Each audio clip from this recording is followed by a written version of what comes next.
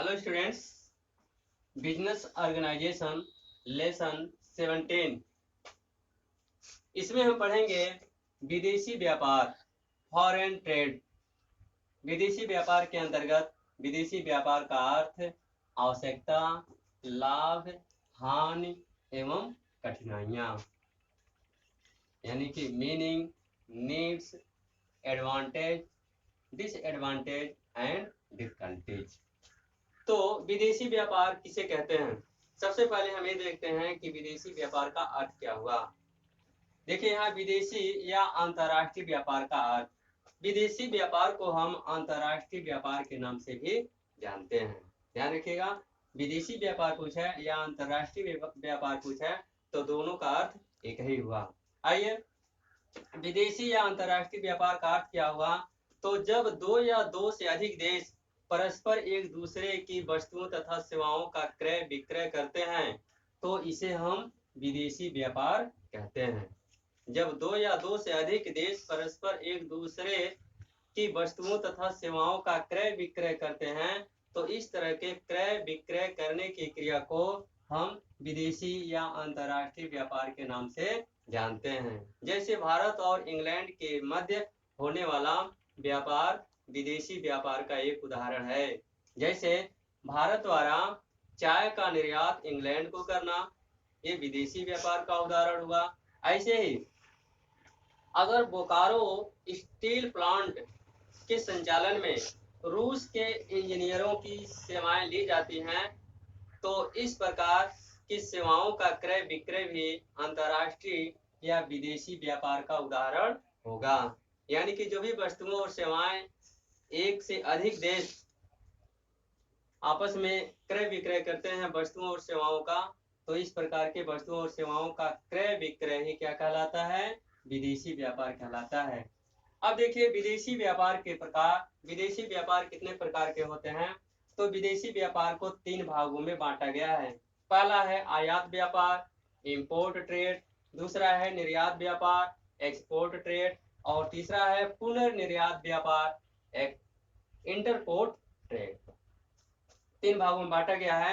तो सबसे पहले आयात व्यापार, जब हम कोई वस्तु या सेवा विदेशों से हम अपने देश में मंगाते हैं या खरीदते हैं तो इस प्रकार से वस्तुओं और सेवाओं का क्रय या मंगाना आयात व्यापार कहलाता है। जैसे हम रूस से मशीन मंगाते हैं, इंडिया क्या करती है, अगर जो है रूस से मशीन या पूंजीगत वस्तुओं को खरीदती है तो यह जो है वस्तुओं का जो क्रय है वह क्या कहलाएगा? आयात व्यापार कहलाएगा। और निर्यात व्यापार, जब हम कोई वस्तु या सेवा दूसरे देश में भेजते हैं या बेचते हैं तो इस प्रकार के वस्तुओं और सेवाओं को बेचना या भेजना, ये जो है निर्यात व्यापार कहलाता है। तीसरा है पुनर्निर्यात व्यापार। इसका उदाहरण देख लीजिए। निर्यात व्यापार में जैसे हम इंग्लैंड को चाय बेचते हैं, इंग्लैंड को हम चाय यहाँ से भेजते हैं तो इस प्रकार चाय का भेजना या चाय का इंग्लैंड के हाथों बेचना, ये जो है निर्यात व्यापार का उदाहरण होगा। तीसरा है पुनर्निर्यात व्यापार, इंटरपोर्ट ट्रेड। तो जब किसी वस्तु या सेवा का क्रय हम इस उद्देश्य से करते हैं कि उस वस्तु को अपने देश में मंगा करके फिर उस वस्तु को हम किसी दूसरे देश में भेज देते हैं तो इस प्रकार से वस्तुओं को मंगाना और दूसरे देश में भेजना पुनर्निर्यात व्यापार कहलाता है। जैसे हम जर्मनी से मशीन को मंगाए और मशीन को फिर क्या किए, हम नेपाल के हाथों बेच दिया या नेपाल को भेज दिया, तो इस प्रकार का जो आयात है, आयात हम इस उद्देश्य से किए कि उस वस्तु का हम दूसरे देश में निर्यात करेंगे। यानी कि किसी वस्तु का आयात करके और जब पुनः उसका किसी दूसरे देश में निर्यात कर दिया जाता है तो उसे हम क्या कहते हैं? पुनर्निर्यात व्यापार के नाम से जानते हैं। अब हम पढ़ेंगे देशी व्यापार तथा विदेशी व्यापार में समानताएं, यानी कि देशी व्यापार और विदेशी व्यापार में क्या क्या समानताएं होती हैं। Similarities between national trade and foreign trade. तो सबसे पहले देशी व्यापार किसे कहते हैं? जब किसी वस्तु या सेवा का क्रय विक्रय किसी देश की सीमा के अंदर ही होता है तो उसे हम देशी व्यापार कहते हैं। ध्यान दीजिएगा, जब किसी वस्तु या सेवा का क्रय विक्रय एक देश की सीमा के अंदर ही होता है, तो ऐसे वस्तुओं और क्रय विक्रय को हम क्या कहेंगे? देशी व्यापार कहते हैं। और विदेशी व्यापार क्या होता है? अभी बताया गया है कि जब दो या दो से अधिक देशों के बीच में परस्पर वस्तुओं का क्रय विक्रय किया जाता है, तो उसे हम विदेशी व्यापार कहेंगे। अब हम देखेंगे कि देशी व्यापार और विदेशी व्यापार में क्या क्या समानताएं हैं। तो पहला है समान आधार, दूसरा है विनिमय तत्व, तीसरा है उपयोगिता का लाभ, और चौथा है उद्देश्य। यानी कि क्या है? देशी व्यापार तथा विदेशी व्यापार में समानताएं हैं। पहला है समान आधार। दोनों ही प्रकार के व्यापार का जो मुख्य आधार है वह श्रम विभाजन है।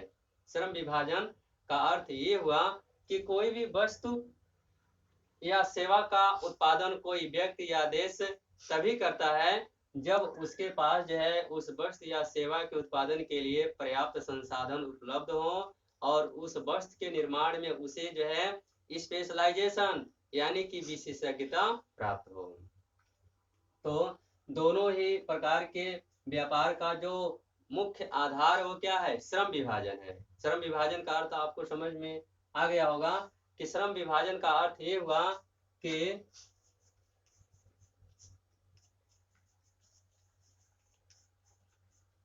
श्रम विभाजन का अर्थ ये हुआ कि कोई भी व्यक्ति या जो है उद्यमी या कोई भी देश उसी प्रकार के वस्तुओं और सेवाओं का उत्पादन करता है जिसके उत्पादन के लिए उसके पास पर्याप्त संसाधन हो और उसके उत्पादन का जो है विशेषज्ञता उसको प्राप्त हो, यानी कि उसे स्पेशलाइजेशन प्राप्त हो।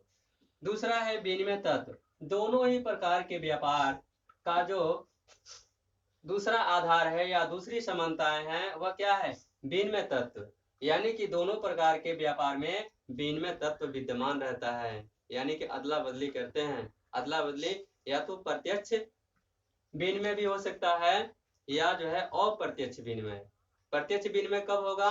जब वस्तु के बदले वस्तुएं प्राप्त करते हो। और जो है अप्रत्यक्ष विनिमय कब होगा? जब मुद्रा के बदले कोई वस्तु या सेवा खरीदते हैं।